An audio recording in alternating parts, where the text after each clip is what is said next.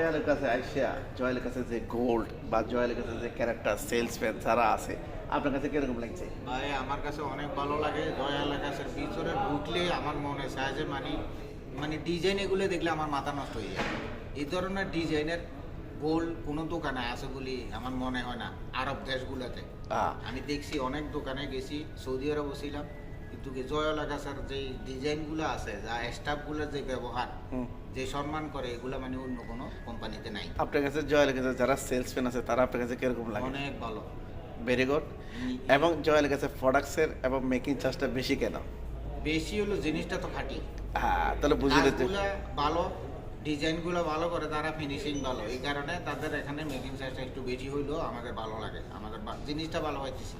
আর আপনি যে আশা ভরসা করছেন 26,000 দিনের গাড়ি লেগে, এই গাড়ি লেগে বাসা কিন্তু লটারি কিনে লেছে দুইটা দুইটা, কিন্তু আশা করছে বাসা